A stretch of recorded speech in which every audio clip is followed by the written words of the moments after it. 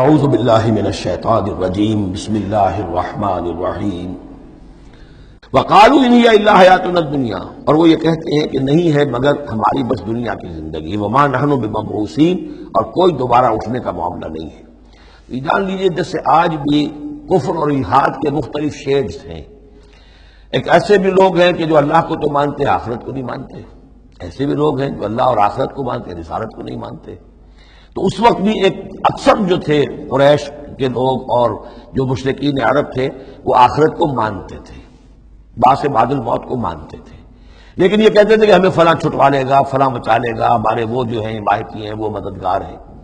لیکن کچھ طبقہ ان میں ایسا بھی تھا کہ جو جیسے آج کل کے ہمارے ملحد ہیں کہ نہیں کوئی زندگی نہیں ہے، مادہ پرستی جس کو ہم کہتے ہیں الحاد، کہ بس یہی زندگی ہے، کوئی اور زندگی نہیں ہے۔ تو یہ ان لوگوں کا تذکرہ ہے۔ وقالوا ان ہی الا حیاتنا الدنیا وما نحن بمبعوثین، وہ کہتے ہیں کہ نہیں ہے بس سوائے اس دنیا کی زندگی کے، اور ہم نہیں اٹھائے جائیں گے دوبارہ۔ ولو تری اذ وقفوا علی ربہم، اور کاش کہ تم دیکھ سکتے جبکہ یہ کھڑے کیے جائیں گے اپنے رب کے سامنے۔ قال الیس ھذا بالحق، اس وقت اللہ پوچھے گا یہ حق ہے یا نہیں؟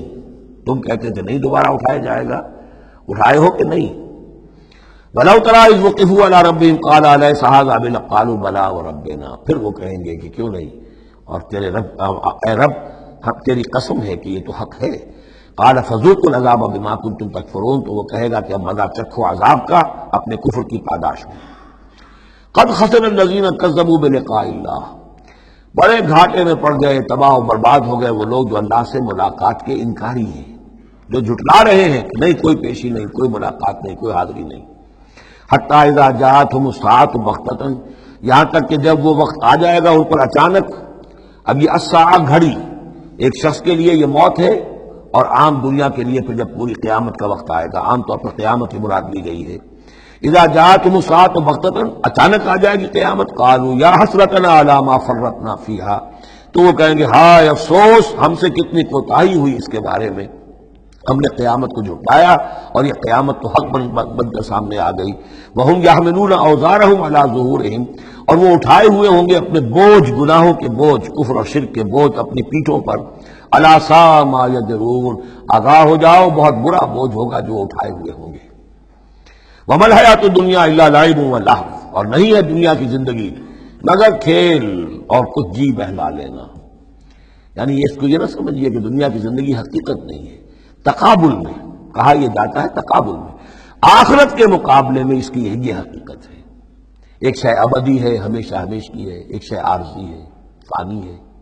لہذا جب تقابل کریں گے، جیسے کہ دعا استخارہ میں فَإِنَّكَ تَعْلَمُ وَلَا أَعْلَمُ، اے اللہ تو جانتا میں نہیں جانتا، اس کا یہ مطلب تو نہیں کہ انسان کے پاس کوئی بھی علم نہیں، لیکن علم اللہ کے علم کے مقابلے میں، چاہے نبی کا علم ہو، فرشتوں کا علم ہو، کچھ نہ ہونے کے برابر ہے اللہ کے علم کے مقابلے میں۔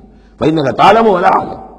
اسی طریقے سے یہاں یہ ہے کہ یہ چیز در حقیقت جو ہے لعب اور لہو، ورنہ یہ کہ حضور نے فرمایا اور صحیح فرمایا، صدق مقال، کہ الدنیا مزرعۃ الآخرہ، یہ دنیا آخرت کی کھیتی ہے۔ اگر تو یہ سمجھ لیا جائے یہاں بو گے تو وہاں کاٹو گے، اگر یہاں بو گے نہیں تو کاٹو گے کیا؟ یہاں بو گے تو فصل کٹے گی وہاں۔